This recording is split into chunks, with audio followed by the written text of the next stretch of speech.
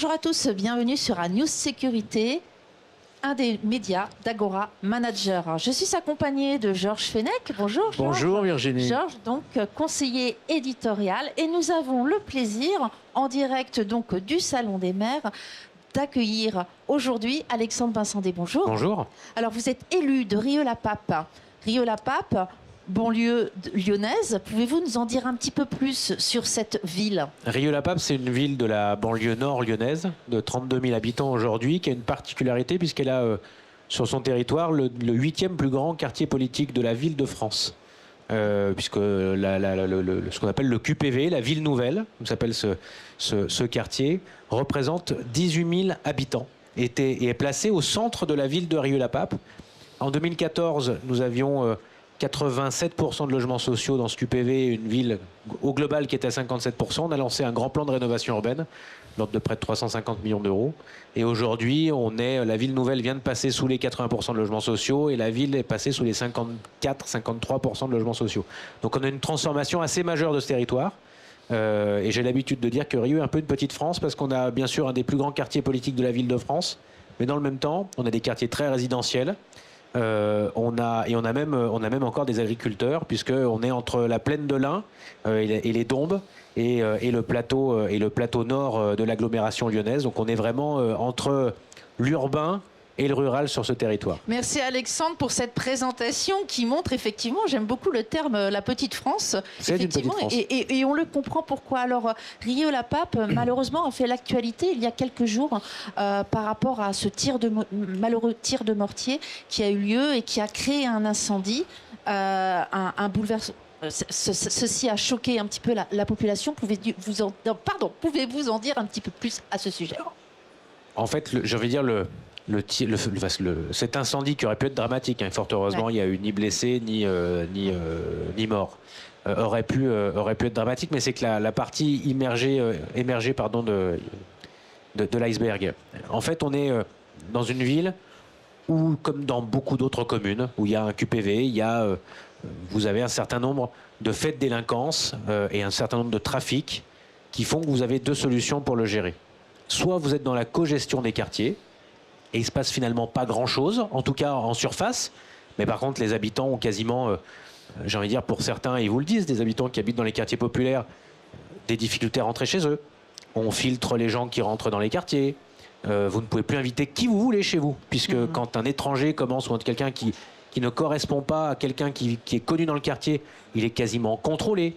Vous ne pouvez... Enfin, c'est un autre ordre qui peut régner. Alors tout se passe bien en surface, mais c'est un autre ordre que la République qui peut avoir, lieu dans ces quartiers. Il y a un sentiment d'insécurité quelque part. C'est plus qu'un sentiment d'insécurité, c'est que l'ordre républicain est remplacé par un autre ordre. Soit vous faites le choix que j'ai fait, qui est de démolir ces quartiers, de les reconstituer, de travailler sur cet urbanisme qui est issu des années 60, qui ne correspond plus du tout aujourd'hui à ce qu'on voit dans nos villes et ce dont on a besoin.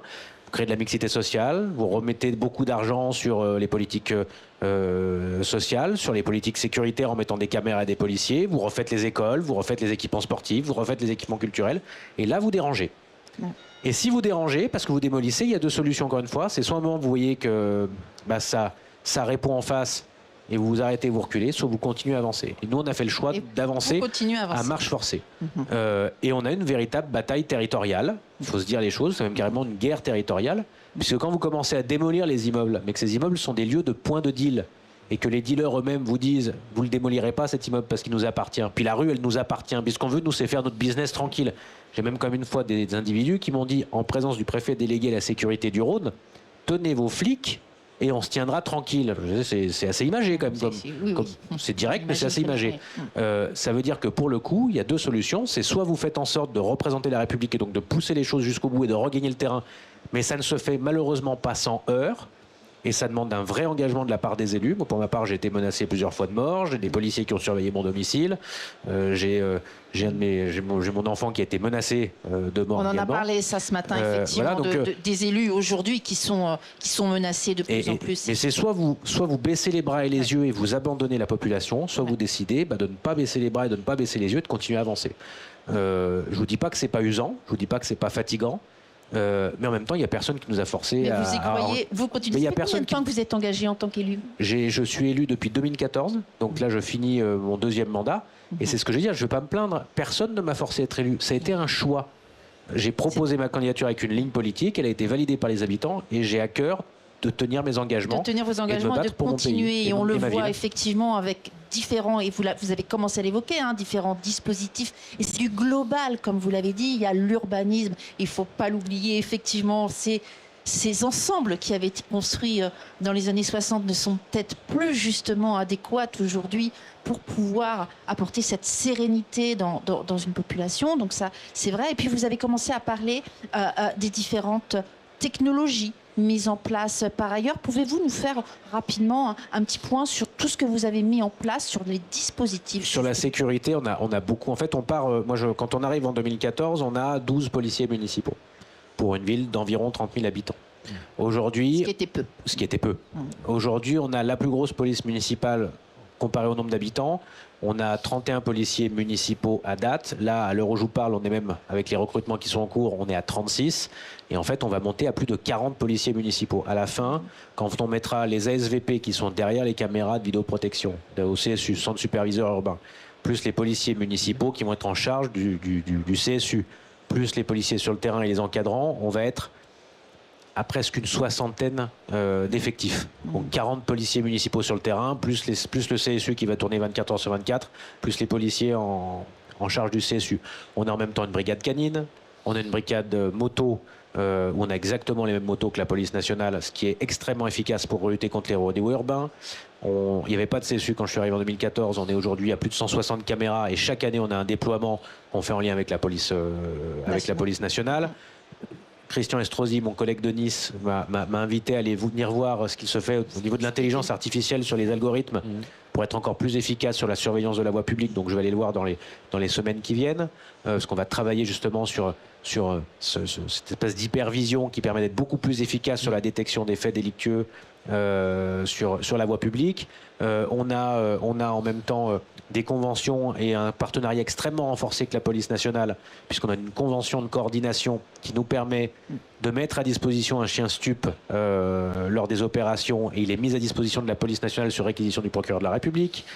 Bref, on a tout un dispositif qui nous permet en tout cas d'occuper le terrain et d'avoir des résultats qui, même si parfois il y a des épisodes d'affrontements assez forts entre forces de l'ordre et délinquants, et notamment ceux qui tiennent les points de deal, on a quand même au global un taux de délinquance qui est relativement contenu, parce qu'il faut savoir que la ville de Rieux-la-Pape aujourd'hui n'a pas un taux de délinquance qui est beaucoup plus haut que celle de Caluire-et-Cuire. Il est de combien aujourd'hui? On est à moins de 40 faits de délinquance pour 1000 habitants. Une chose qui est intéressante, c'est qu'en plus à Rieux-la-Pape, on a un des plus forts taux, si ce n'est le plus fort taux d'élucidation de toute l'agglomération lyonnaise. On est à près de 50%. Merci beaucoup. Alors avant d'aller plus loin, Georges, peut-être... Oui, moi je voudrais alors d'abord saluer les efforts qui sont faits par Alexandre Vincendey, qui sont très connus, non seulement sur le plan local, mais au niveau national aussi. Sa volonté de lutter, c'est ce qui caractérise, je dirais, sa politique municipale en priorité, parce que c'est la priorité. Mais je voudrais m'adresser maintenant à l'ancien député, qu'il était il y a peu de temps, avant la dissolution, et lui demander son avis. Quel est votre avis, cher Alexandre, sur le projet de loi qui est actuellement en passe de venir devant les assemblées, sur les polices municipales, où on propose de renforcer leurs attributions, contrôle des véhicules, d'identité, possibilité d'ouvrir un coffre de véhicules, ou même de constater quelques infractions comme l'usage de stupéfiants. Qu'est-ce que vous en pensez? Est-ce que ça va dans le bon sens, d'après vous? Et je suis très heureux que ce projet de loi arrive devant le Parlement, en tout cas a été présenté au Conseil des ministres, puisque en fait, il est issu d'un rapport d'information que j'ai moi-même produit. En fait, c'est finalement le texte de loi sur lequel j'ai travaillé. Pas tomber mieux. Voilà. Oui. C'est moi qui ai pondu le rapport d'information avec un de mes collègues qui s'appelle Lionel Royer-Perrault, qui était député de Marseille, avec lequel on a travaillé sur une mission flash qui nous avait été donnée en fait par la délégation collectivité territoriale de l'Assemblée nationale. Et pendant plus d'un an, on a travaillé ensemble sur ce rapport d'information qui derrière a donné lieu à des échanges qui étaient poussés d'ailleurs à l'époque avec Gérald Darmanin quand il était à Beauvau, et ça devait donner lieu à un texte de loi. vous voyez, c'est un peu la beauté, Georges, vous le savez aussi bien que moi, du travail parlementaire, c'est qu'on ne travaille pas forcément pour soi, mais on travaille pour donner des outils pour que peut-être après, même quand on n'est plus là, les textes de loi puissent se faire et que les avancées législatives puissent se faire. Sur le texte de loi, moi je suis très content que ce texte de loi arrive. On avait travaillé sur 2 volets, le déroulement des carrières qui est essentiel, et aussi une reprise finalement de l'article 1 de la loi sur la sécurité globale de Jean-Michel Fauvergue qui avait été censuré par le Conseil constitutionnel. Le but, c'est de pouvoir avancer sur le continuum de sécurité, le renforcer et permettre aux policiers municipaux d'être beaucoup plus complémentaires dans leur mission par rapport à la police nationale et notamment en effet d'avoir un certain nombre de pouvoirs qui peuvent relever d'un pouvoir d'OPJ. Il faut savoir bien les encadrer, ça veut dire que derrière il faut évidemment un accord du parquet, il faut regarder comment cela est écrit et arrivera devant le Parlement, parce qu'en fait il faut, je pense, un référent police municipale avec un contrôle de l'égalité a priori et a posteriori par le parquet, puisque ce sont des missions d'officiers de police judiciaire, et c'est ce qu'avait retoqué d'ailleurs le Conseil constitutionnel sur l'article 1 de la loi sur la sécurité globale. Mais tout ça va dans le bon sens. Le fait qu'une AFD puisse être mise par un policier municipal. Une amende forfaitaire. Délictuelle pour l'usage de produits ou la détention de produits stupéfiants sur la publique, sur le squat de hall d'immeuble illégal, le fait de pouvoir fouiller un coffre, le fait de pouvoir faire un contrôle tout simple d'alcoolémie. Aujourd'hui, il faut des pouvoirs d'OPJ, l'accord d'OPJ pour pouvoir le faire, et un policier municipal à l'heure actuelle ne peut pas le faire s'il n'a pas la police nationale à ses côtés. Vous avez la mise en fourrière lors d'un rodéo urbain. Si vous n'avez pas l'accord d'un OPJ, à l'heure actuelle, le policier municipal ne peut pas. Donc il se met en danger s'il a arrêté le contrevenant et qu'il doit attendre que l'OPJ, qui parfois a autre chose à faire de plus urgent et de plus important, donne son accord. Et des fois, on voit même que l'engin est récupéré. Donc bref, tout ce qui va dans le sens de la simplification de ces missions et sur le renforcement de ce continuum de sécurité, évidemment qu'il faut y parvenir et évidemment qu'il faut qu'on ait une évolution législative.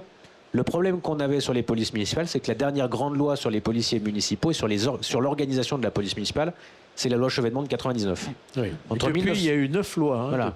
Mais il n'y a pas eu une grande loi. Il n'y a pas eu de grande loi sur la police municipale. Or, en 25 ans, en un quart de siècle, la délinquance a évolué.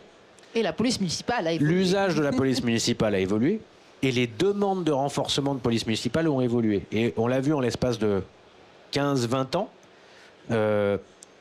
Le nombre de mairies, toutes couleurs politiques confondues, qui sont venues au développement des polices municipales, à l'armement des polices municipales et au déploiement de la vidéoprotection, aujourd'hui, c'est accru de manière assez exponentielle. Parce que la situation sécuritaire s'est aussi profondément modifiée. Merci beaucoup Alexandre, le temps est écoulé. Merci à vous de nous avoir présenté ce que vous avez mis en place et puis d'avoir parlé. Effectivement, tu as eu raison Georges de cette loi et on va continuer à regarder et à analyser ce qui va être poursuivi en ce sens et nous espérons que ce sera dans le bon sens comme vous l'avez dit. Merci à vous. Merci à vous.